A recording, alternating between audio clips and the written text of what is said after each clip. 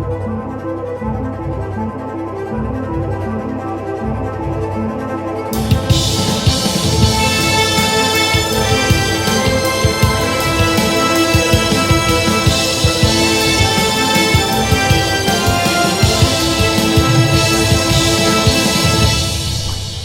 and gentlemen, boys and ghouls, to all of our non-binary friends, to everyone on the spectrum and in between, welcome to the Shutter Show. My name is Ken Stacknick, and this is my co-host, David Marlowe. And David, we are here to talk about the 1989 film Vampire's Kiss, starring Nicolas Cage. I mean, we can talk to this film. We can talk to this film. We can talk about this film. We can talk around this film. There is much to be said. So many directions to go with this one. This is a movie of many parts, of many pieces, of many moods, many emotions. It is complex. It is an enigma wrapped in a mystery, stuck inside of a Rubik's Cube, stashed inside of a maze guarded by a minotaur. It is a conundrum. It is everything and nothing.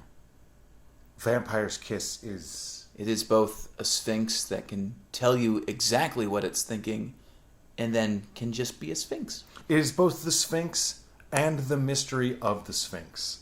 It is all things and nothing.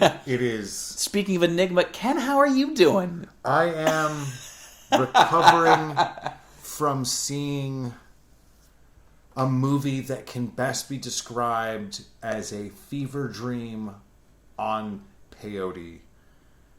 It is the origin of Nicolas Cage. It is the... I regret not being stoned out of my gob for this one. I don't even understand how you survived without it, because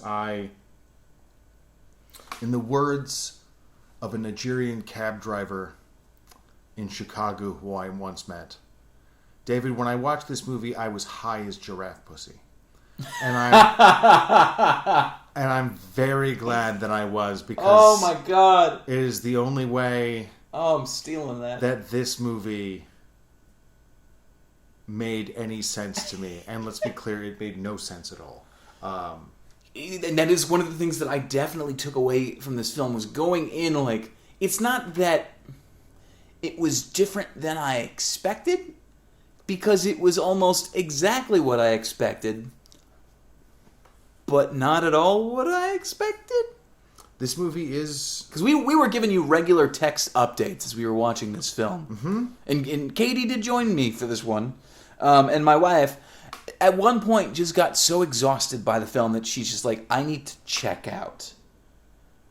Because, like, after a while, it was one of those cases where, like, she's a lot less eager to grab onto some of these films than she is for others. Well, she's not my co-host, so she's not forced to. Oh, no, I know. But I most of the time force her to watch these. And that's more on me than anything. But where to begin? For starters, just Nicolas Cage. That man is just a fascinating piece of cinema history.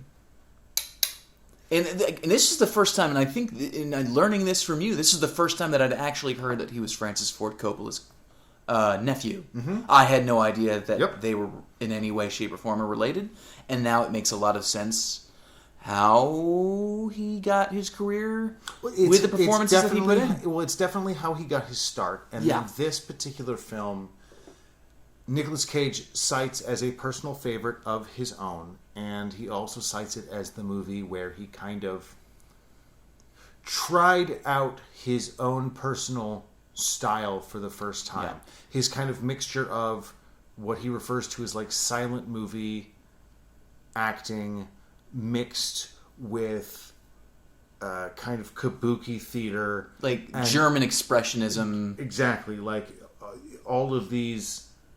The commitment to non-reality. Yeah. Well, this is a dude who really took Stanislavski to heart at some point when he because he was a big method actor for the longest time, but then he found it exhausting. Like so much to the point that he actually removed 2 of his teeth for a role. And I'm trying to remember specifically what it's for, but like he did this. God, what movie was it from? It was definitely early in his career. I'll think of it. Once I find it, I'll let you know what it is. But yeah, it's like Moonstruck, or it might have been Moonstruck. Okay. I think his character was either like mentally handicapped or just handicapped. He was missing a hand. That's the big thing with Moonstruck, is that he's got no hand. Yeah. And Moonstruck was definitely like one of the big films that hit for Nicolas Cage right before this. Like he was coming off of this, or he was coming off of Moonstruck and did this, and his agents and his managers were like, "No, you should not do this movie. This movie is insane. You should do a big studio something other. You should do something safe to solidify your up and coming career." And he pretty much insisted on doing this. And one of the fascinating things about researching this movie is when you watch this movie, it seems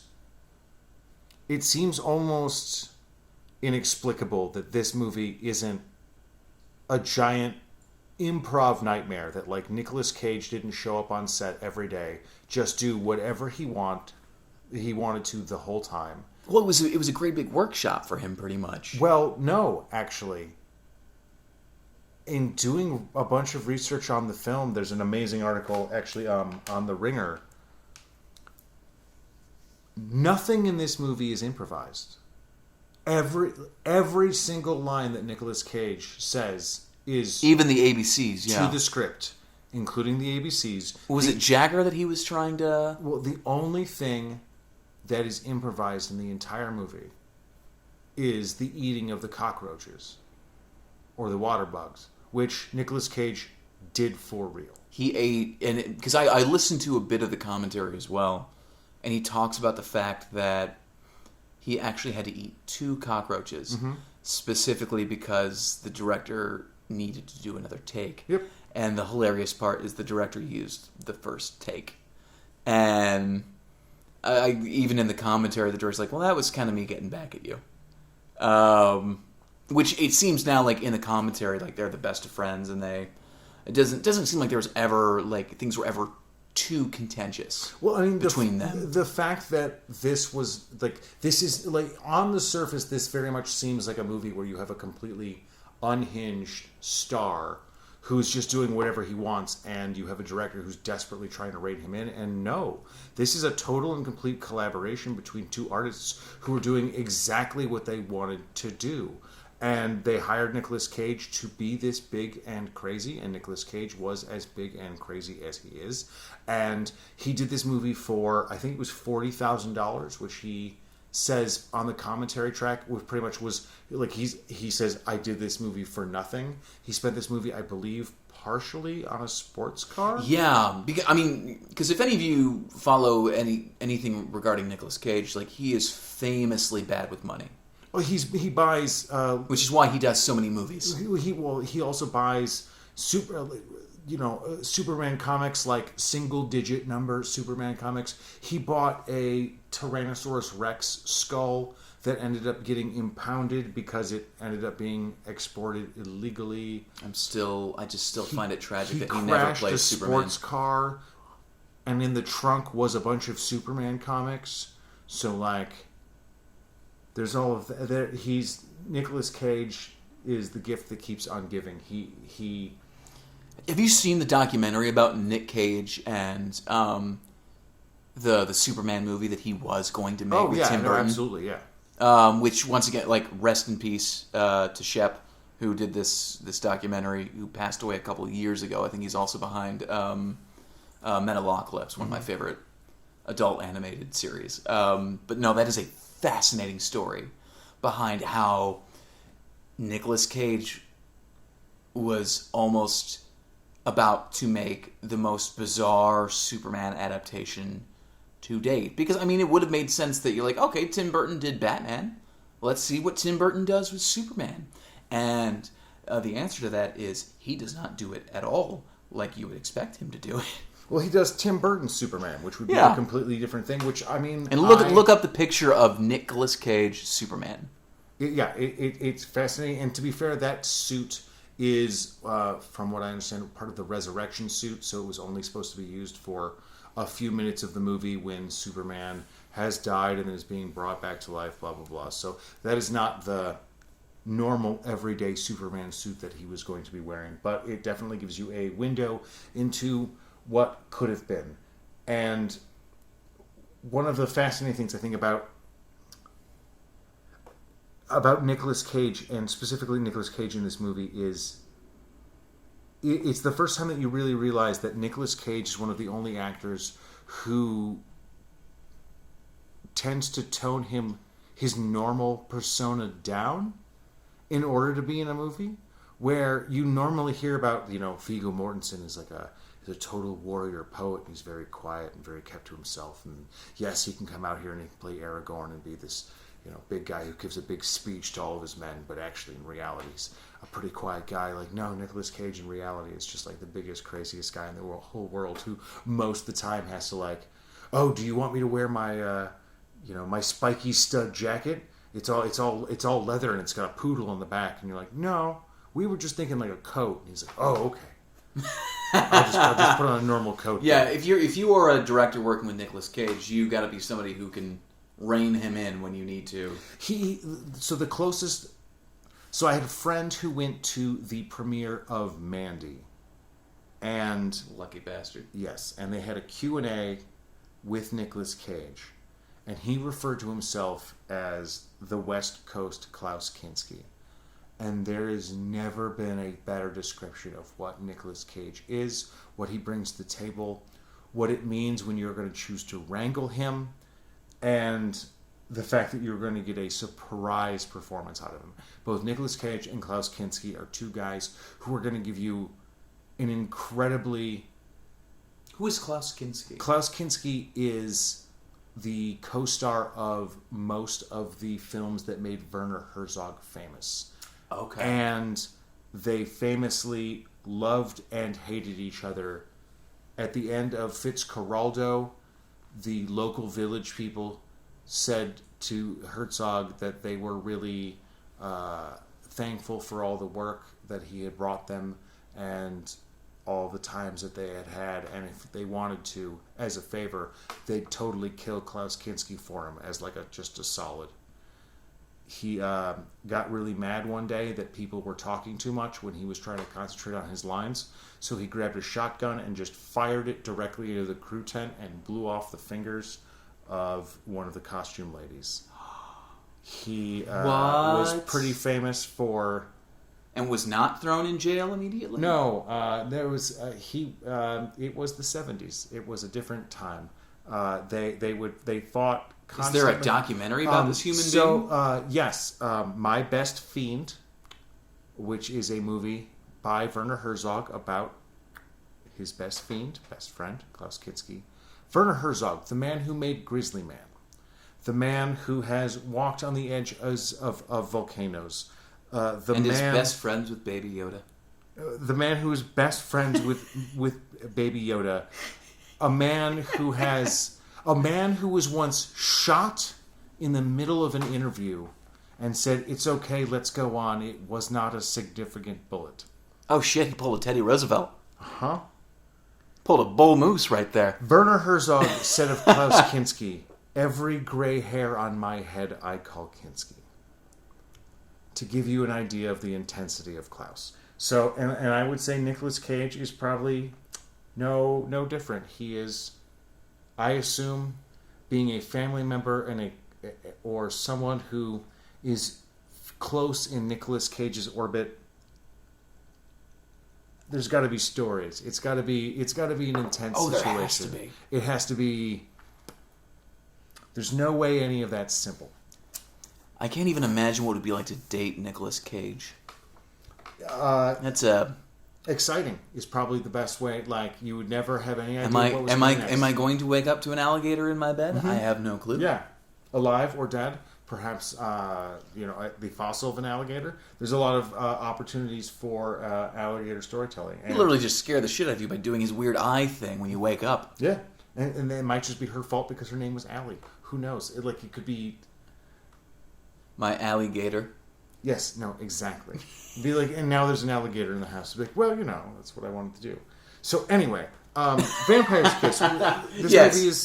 This movie is talking about this movie is so also difficult because there's almost no movie. This movie is essentially Nicolas Cage is a literary agent, and he goes to a nightclub, and he meets a lady.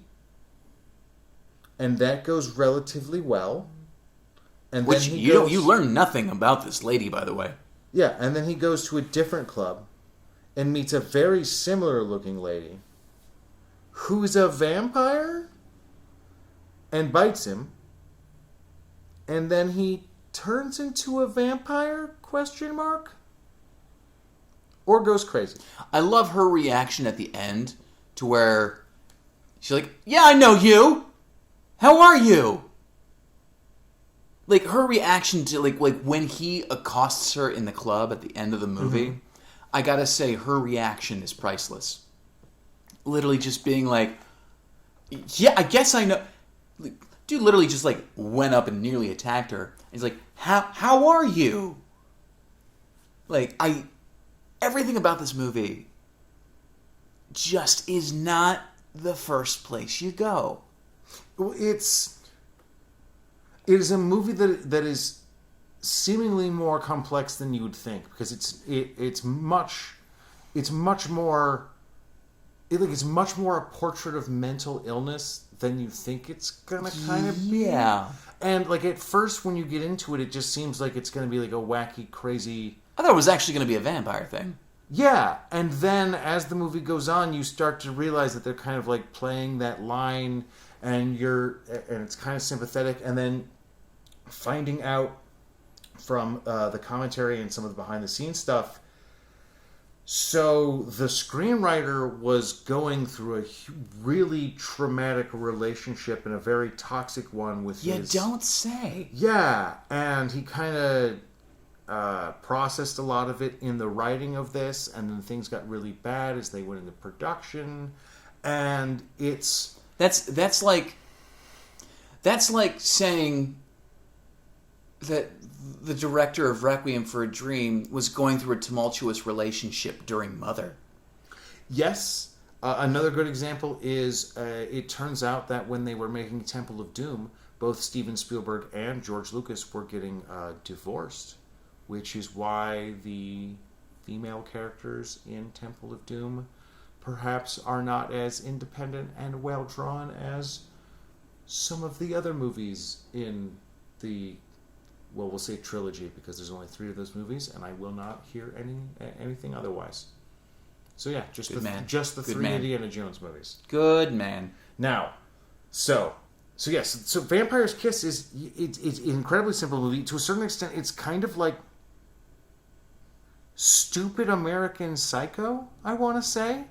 Like that is how I've heard it described. It's just like all of the nuance that you see in Patrick Bateman is completely thrown out the window, and it's just like, oh no, I know exactly what this person is thinking as they're looking at this because he's literally screaming it at them. There's almost no subtext. Instead of an inner monologue about how the business card is embossed, it would literally just be Nicolas Cage being like, "Oh my God, this card is amazing!" Well, when he cries, he literally says, "Boo hoo."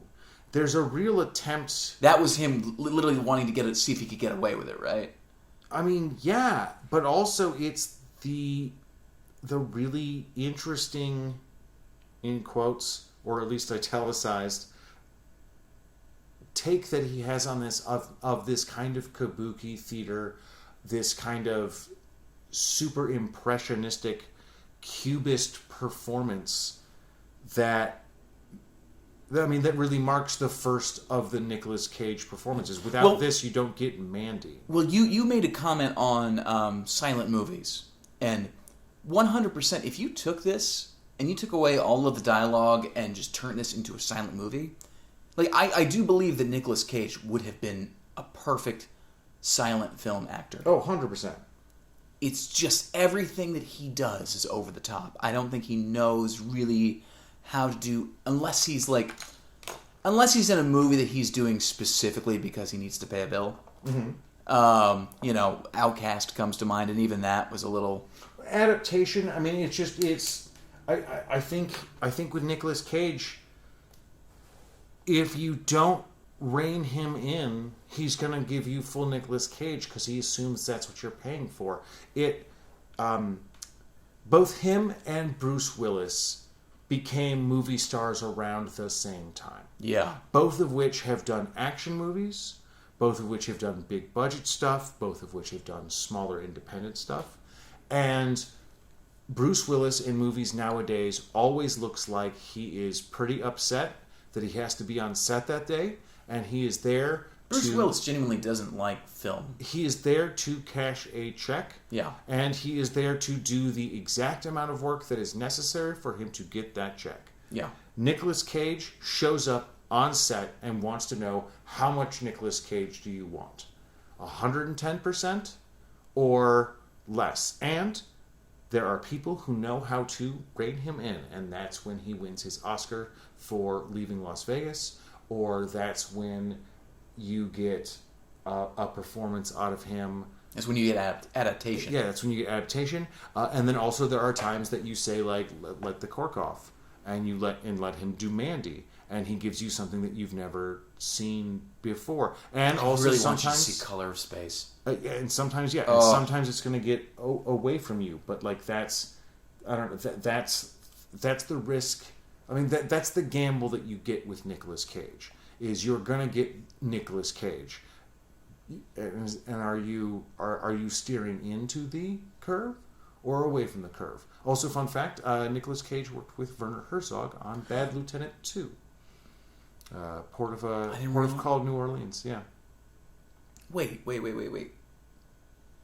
There was a sequel to Bad... Wait, Mm-hmm. boy, hold on. Yeah, Bad Lieutenant, Port of New Orleans.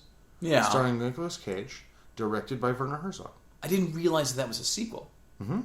Oh. Yeah, and directed by Werner Herzog. Was he in the first one? Who? Nick Cage? No, the first one is Harvey Keitel. I've never... Don't get me wrong, I have not seen this one. Yeah. This is a Nick Cage one that I have not seen. I keep meaning to. It seems crazy. Yeah. Bad Lieutenant is Harvey Keitel and is directed by Abel Ferrara. Oh, okay. Sorry. My apologies, everyone. Wait, Yeah. I thought that was just its own thing. No. I did not realize that it was a sequel. Mm-hmm. Yep. That one is, yeah. It's pretty fucking weird. Mm-hmm. All right. Yeah. I don't know. Nick Cage is one of those, I love him to death just about no matter what he's in. If someone says, let's watch this movie, Nick Cage is in it, I will be like, you had me at Nick Cage. I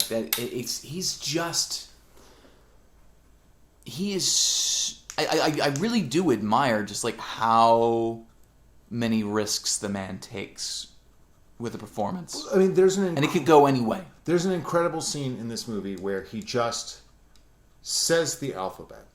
He gets really mad that a file has been that it's possible that a particular piece of filing has gone into the wrong filing cabinet.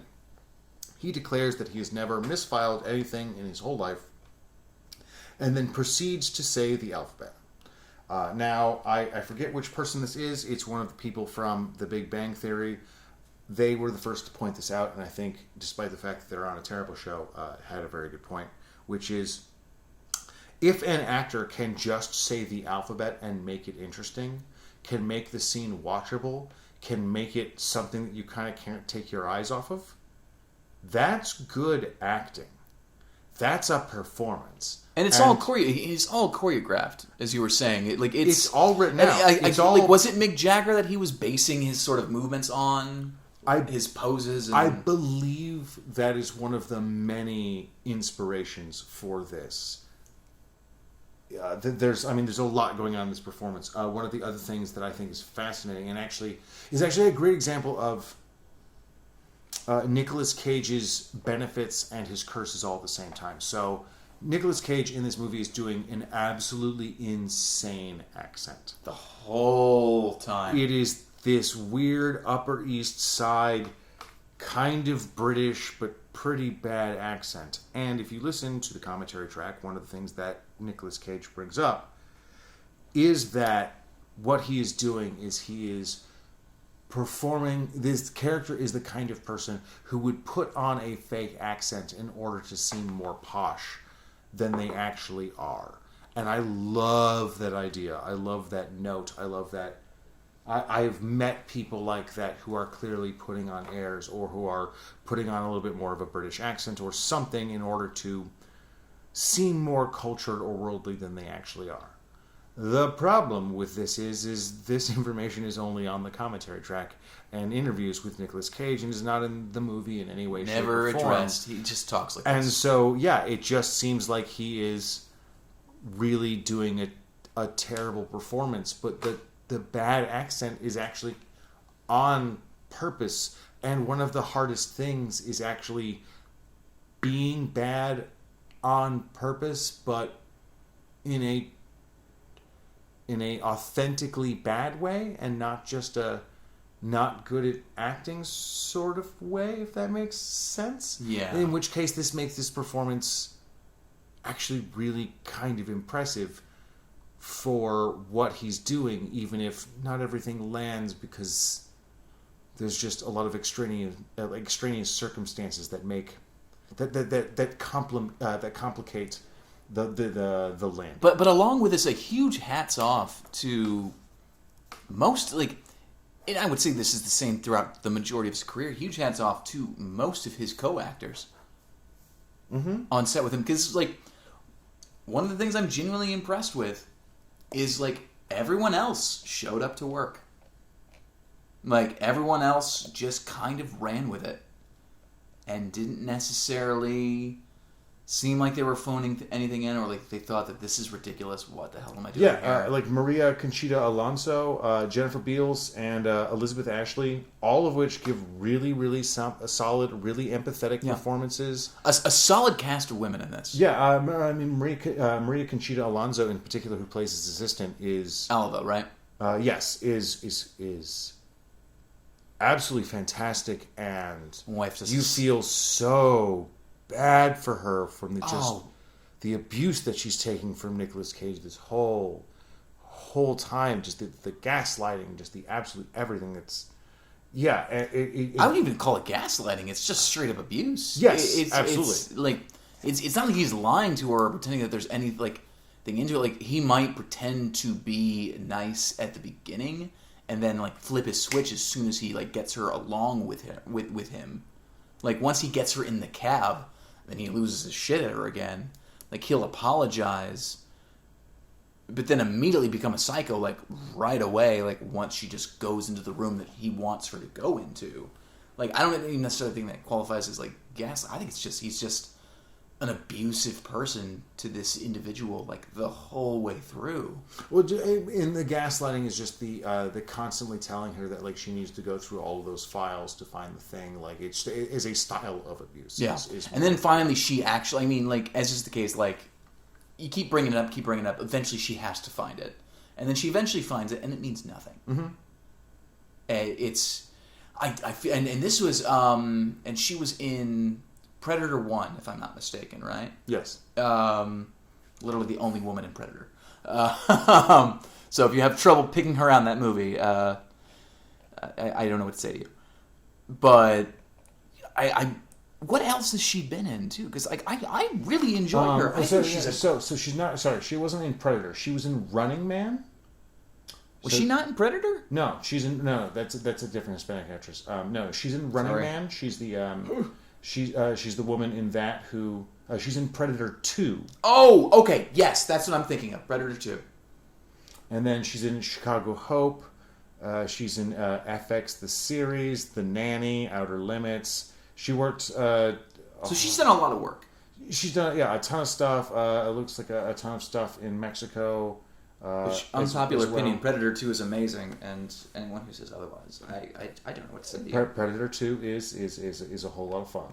But yeah, no, Maria Conchita Alonso is definitely one of the... Is she still with us? Is she still alive? I believe so, yeah. You know what I found really impressive with this? She is 63 years young. Oh, okay. Mm-hmm. Oh, look, she's got a little potato of her own. Aww. Oh, she's holding a Freddy potato. Oh, yeah. With her. Oh, yeah. Freddy. There's your mom. There we go. Or your great-grandmother. They're your cousin, at least. Yeah. One of the things that I found very impressive about this film, and learning about this in the commentary, was how much this movie was done for. And this impresses me because there are so many extras in this film, because there's a lot of scenes that take place in a club, and in several office buildings, and it is filled with extras. Yet this movie was made for $2 million.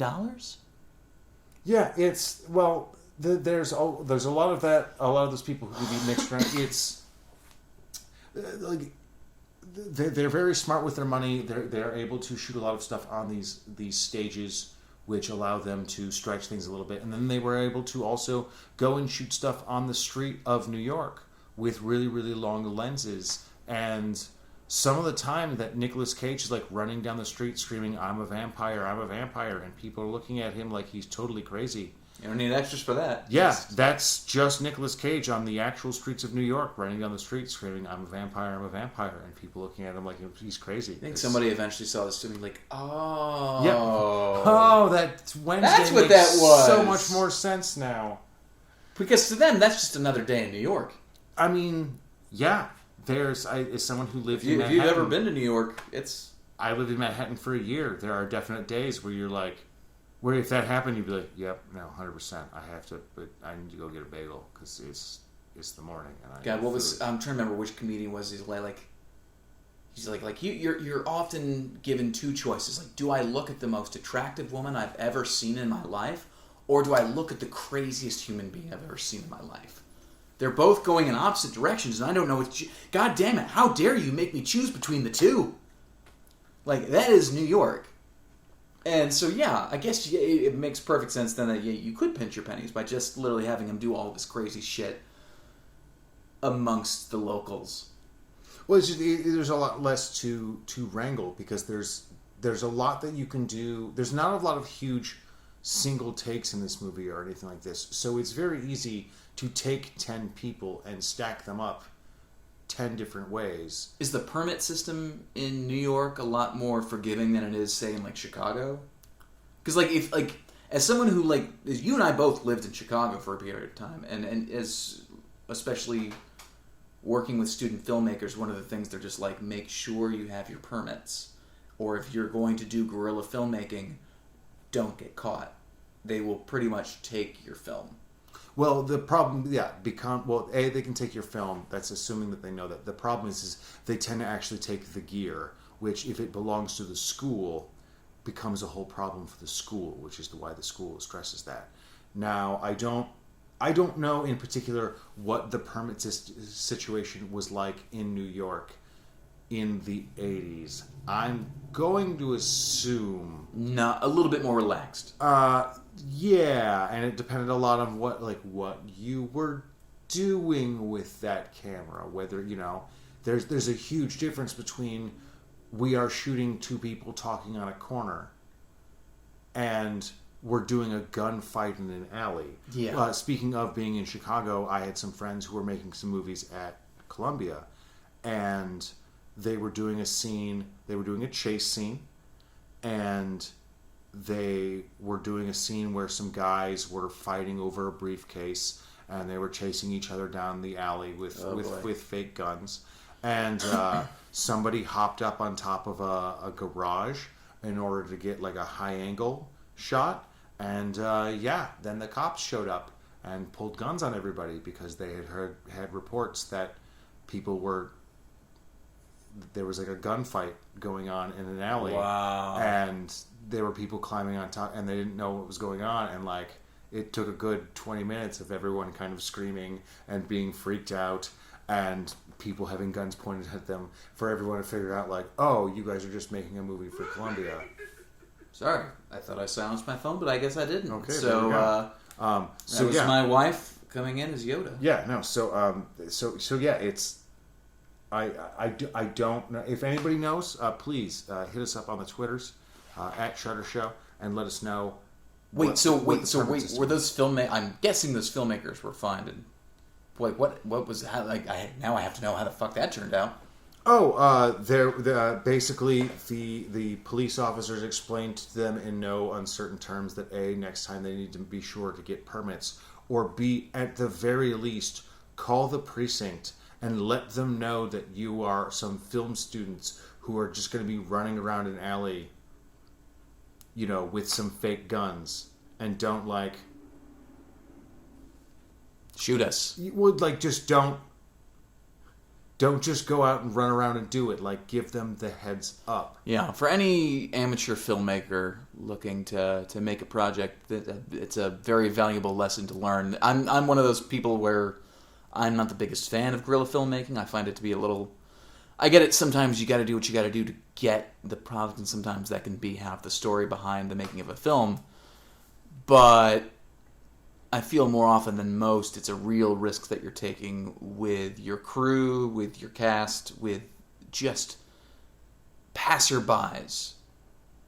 And I just don't think necessarily that guerrilla filmmaking is worth the end product most of the time. A lot of it depends on what kind of project you're doing. If you're trying to do a horror movie, there's a certain amount of stunts and effects and things that if you don't spend your money on, you're it's not going to probably end up working out, despite the fact that you might have good performances. Yeah. If you're doing something closer to something like what do they do in a lot of mumblecore movies, you're doing something like Kramer versus Kramer, and you've got great performances.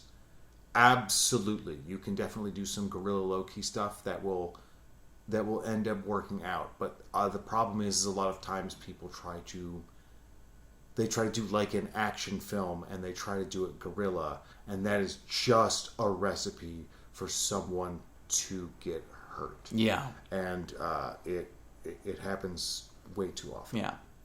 Okay. But yeah, sort of back on track a little bit here. But so this thing had a budget of $2 million. Mm-hmm. Do you happen to know how long it took them to shoot this? I don't know how many days offhand.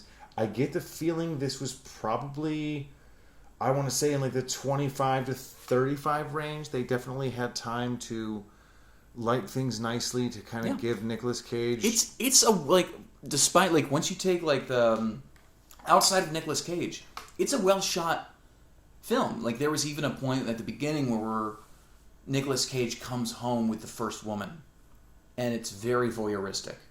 Yeah. Because the whole shot of them just about getting ready to get it on is all through the window from the outside. And it does look like somebody's watching. And that's, of course, when the bat comes in. But it's... As simple as a movie as it is, the fact that they spent the $2 million on it it's pretty clear, because everything looks good. Everything looks polished. Everything looks... People showed up to work. It doesn't seem like anybody. There's not a car chase in the middle of it or something like that where they're really clearly where they spent a quarter of the budget all of a sudden for one particular section. Yeah, the rubber bat is probably.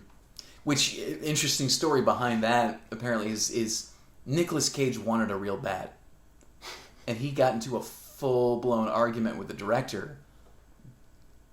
Just insisting, no, this has to be a real bat, to the point where he sent his assistant out into the streets of New York to look for an actual bat. Of course he did. And eventually the director was able to rein him in and just be like, I'm sorry, but PETA would tear us to pieces. Oh, story I know I came across. So, when it came to the cockroach scene, one of the producers was like, no, you can't let him eat a cockroach. He's going to get sick. So the director was like, but he's really insistent on eating this cockroach. So he called the doctor and was like, hey, is it gonna be okay for Nicolas Cage to eat this cockroach? And the doctor's first response was, okay, first off, you should know this is a very weird question. And second of all, he should be fine. But he might want to drink a glass of whiskey afterwards to just, like... kill the germs. Purify things. And the director went back to the producer and was like, see? He'll be fine. See, I have a particular phobia of roaches, Ken. Like, here's the thing. Like, Roaches and water bugs? Was that a water bug or was it a roach? Because it looked very much like a roach. I mean, like, water bugs, from what I understand, are just a slightly larger version of the common cockroach, but they're in the same family. Well, then I'm terrified of those too, because if it even looks remotely like a cockroach, I'm sorry, but I want. Yeah, they're the same exact kind of, like, scuttling, flatty kind of... Any of my friends who might be listening to this, I know you all know me, and I'm sure at some point you have dealt with me being like, I'm sorry, could you please come over to my house and kill this thing for me, please? Oh, yes, Ken. Yes, that's right.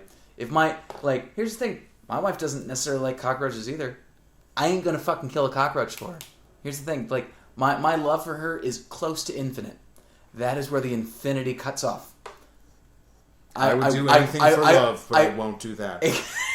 I absolutely will not do that. Cockroaches terrify the shit out of me. Okay, well, if I were to check into a cockroach-infested hotel, I would lose my goddamn mind. If such a situation shows up in which some sort of cockroach or water bug invades your apartment and you and Katie are unable to deal with it, you just call me and I will come take care of the big... That's totally fine.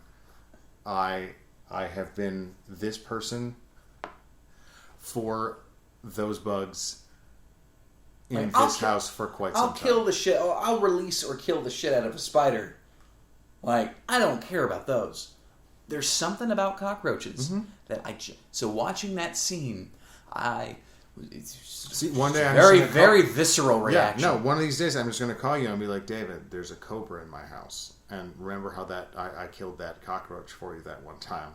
I'm going to need you to come over and deal with this cobra problem. Because you owe me. Like the doctor, and I'll be like, well, I want to start off by saying this is a very strange request. Well,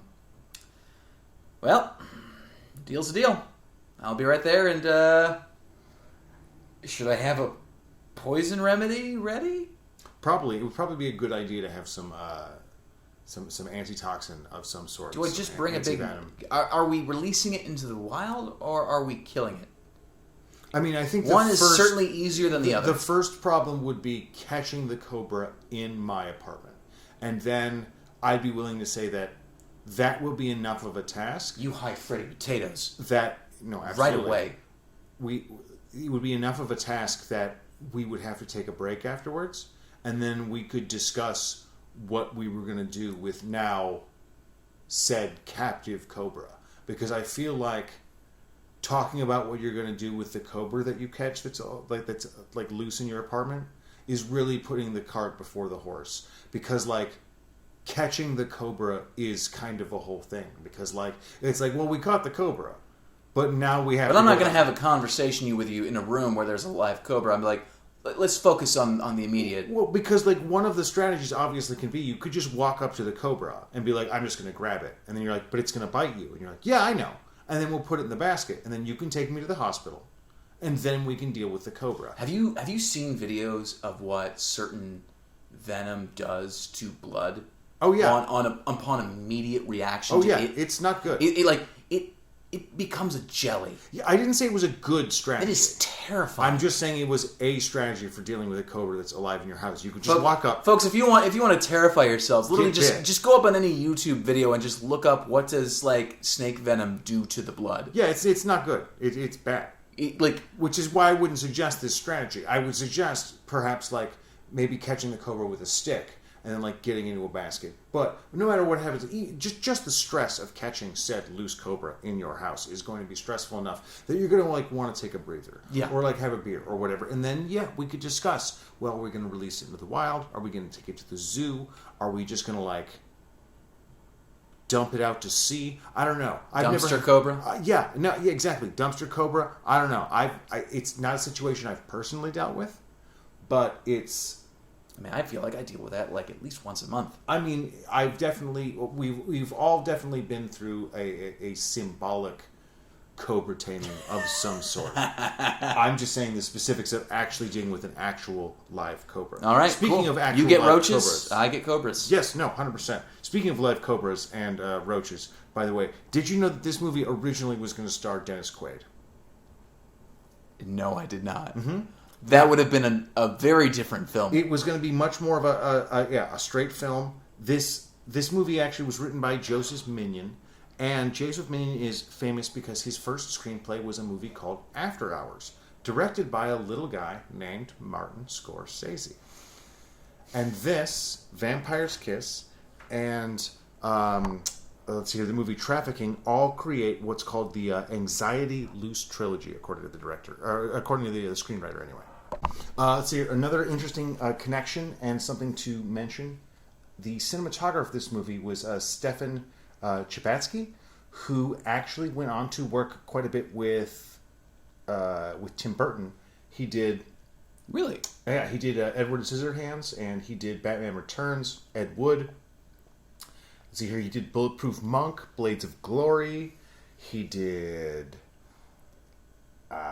Child's Play 2. Blades of Glory was with Napoleon Dynamite, right? Yes, and okay. Will Ferrell. Yes. I always just consider that as like, oh, that was the other movie that he did. And I feel like I've never seen an actor for the longest. That was Jared Hayter. Jared Hayter. What happened to him? I'm going. I feel like he just disappeared off the face of the planet. And I never saw him again. Kind of like Aaron Taylor Johnson. I feel like I never see him anymore. Let's see here. What's John Hayter been up to? John Hayter is. He's excuse us while we look up John Hayter's Wikipedia. Let's see here. He is in. Let's see here. Last year he was in Tremors, Shrieker Island. Oh, so he's doing very well for himself. This year, last year was The Little Penguin, Horo's Dinosaur Island Damn, Adventure. Dude's making bank. And then before that, he was in The Unexpected Race in 2018, which I guess starred Jack Black as well. So he's been paying his bills. So good for him. Hey, good for him. Now, real quick, and I'm sorry to get on this tangent. Where's Aaron Taylor Johnson? I'm begging you, please. Aaron Taylor. Okay, so completely off topic. I know. We're so off topic, and I apologize for this, but watch WandaVision, and you'll wonder why I'm wondering what Aaron Taylor Johnson is up to. Let's see here. Aaron Taylor Johnson is. Let's see here. He's in The Kingsman. With Matthew Vaughn, that'll be out this year. He was in Tenet. Oh, and he was in Tenet? Yep. Oh, then he's doing fine. Yeah, no, he was in A Million Little Pieces. He was in Outlaw King. Yeah, no, he's fine. He just does like a movie a year. Yeah, no, he did Nocturnal Animals with Tom Ford. Yeah, he's fine. I don't know what you're worried about. This is weird. I was worried. You're concerned. I don't know why. He's just not in movies that I watch. Yeah, no, okay. I guess not. No, he's fine. He just didn't. Literally, he literally just does one movie a year. He's 30, gorgeous, rich, and is in all sorts of successful stuff. He's fine. He's fine, David. You can just. Are you sure? Yes. Ken, are you sure? You can just. worry. Let it go. Let it go. Look at him. No. Look at him. He looks so vulnerable. You're frozen. Let it go. Let it go. David? Yes? Now, we're going to be coming up on episode 20 here. God damn. Ken, when did we start this? Do you remember how far back it was? Something like 20 weeks ago. Yeah, something like 20 weeks ago? Let's see here. What was 20 weeks ago? September the 16th. God. 2020. Damn it. Was the very first episode, the very first day that we recorded. What a journey it's been thus far. It has been quite the thing. Now, David, you gave me... Now, normally we choose between like 2 movies, and you gave me 5, and that's too many. So I'm going to go ahead and say, David, of the 5 movies that you gave me, what are the two trailers that we're going to watch as we travel through time? Okay. Because 5 is too many. I'm not watching that many trailers. Okay, because of the 5 movies, I had Dogtooth, The Woman, Prom Night, The Collector, or Tourist Trap.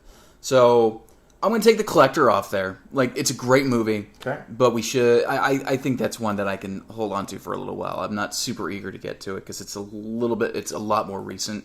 Okay. And a bit more... I suppose you could put it on the same scale as, like, Resident Evil. Okay. Whereas, like, it did about as well as that film. Okay. Prom Night is a classic that you said that you have not seen. I've not. Okay. Oh, God, because there's a couple of really good ones on. Okay. So tell you what. I am going to have you choose, because I'm going to have you choose between Lucky McGee's The Woman Okay. or Prom Night. All right. And if you don't know who the lead of Prom Night is, I don't know what to say to you. But Jamie Lee Curtis. All I can say is true lies. That woman made me discover things. I hope Jamie Lee Curtis one day ruins my life. All right, David? So I don't, nothing quite more appropriate for Freaky Friday than a... There we go. Exactly. But yes, so yeah, Lucky McGee is the woman, and Lucky McGee is an incredible director who did an amazing movie that Ken and I have both seen, which is why it's not on this list, called May. And that was one of those sort of sleeper hits for me that I saw at the Music Box Massacre with my friend Scott Palmer. Scott, I love you, baby. I miss you so much. I'll see you at my wedding. We saw it and was like, had no idea what the fuck this movie was. And we just sat through it and realized, holy fuck, that was one of the best movies of the night. Lucky McGee is such an amazing director. And his lead for May is in this film. And Prom Night is just straight up a classic. I'm so surprised that you haven't seen it. Yeah, no, it's just one of those ones that I always kind of meant to get to, but I never quite did. So I'm excited to. So Ken, since this do that. Since this is a Freaky Friday, Ken, I'm going to send you to get the time machine if you don't mind. It's very heavy, and I'm so ever tired. Beep beep beep beep beep beep beep. David, if you'll take a step right this way, I'll go ahead and close the door behind us. Oh, I'm excited. Ready? And...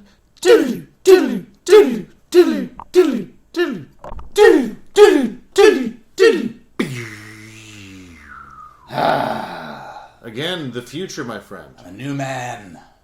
I'm still the same guy. Huh. Well, that's not so bad. Yeah, no. It was fun. Ken, yeah. you are a snack.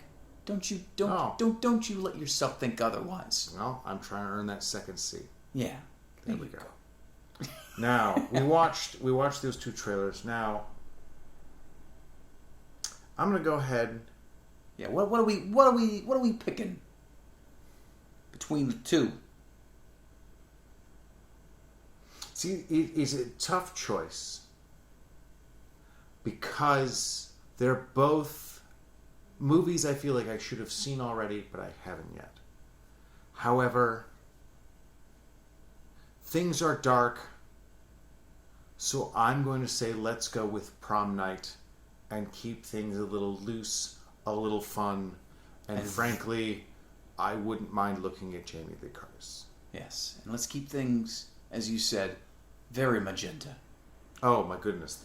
Just the trailer from hopefully the print that Shudder has is not nearly as magenta as the trailer, because wow, yeah, that was a real... Toss a green in there every once in a while. Yeah, exactly, yeah, that's a real... You need to color correct and balance that out. Anyway, David, question, is there anything that you want to plug, any pluggables that you have, or do you want to let these people know where they can find you on the interwebs? Before I go plug into my pluggables, I would like to just take a quick moment to recognize the passing of a fucking titan.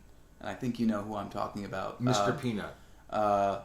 No, that was like a year ago. Yeah, it was a while ago. Though I still haven't quite learned how to properly process that loss. And sure, he had a baby, but it's just not enough. It's actually pronounced Peanut, which is actually a thing that a lot of people don't know. Yeah, they don't really respect the fact. It's just how French he is, or was. But no, I'm speaking of the fascist-punching, Nazi-hating Christopher Plummer. Indeed. Who we lost just a couple of days ago. And god damn it, what a fucking titan he was. And I will deeply miss him. And I'm so sad that, like, we'll maybe get a couple more movies of things that maybe were in post-production.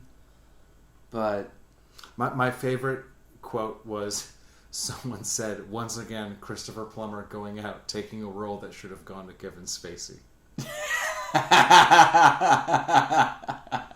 Which, chef's kiss, my friend. Absolute chef's kiss. Oh, God. Christopher Plummer, you are amazing. We will miss you so fucking much. And if you want to express how much you miss him, you can go ahead and do that on our Instagram account at Shutter_show on the Instagram. You can find us on Twitter at Shutter Show. Mm-hmm. Or you can find me on Instagram as well at _DW Marlowe and find the many musings and random life that is me. Or you can find me on the Twitters and the Instagram at Ken Stachnik, KenStachnik. And other than that, I think we are done for the evening. And until next week, David, I hope you and the rest of the internet have a lovely evening, a delightful day, a beautiful afternoon, and more importantly, I think it's very important that you all go fuck yourselves.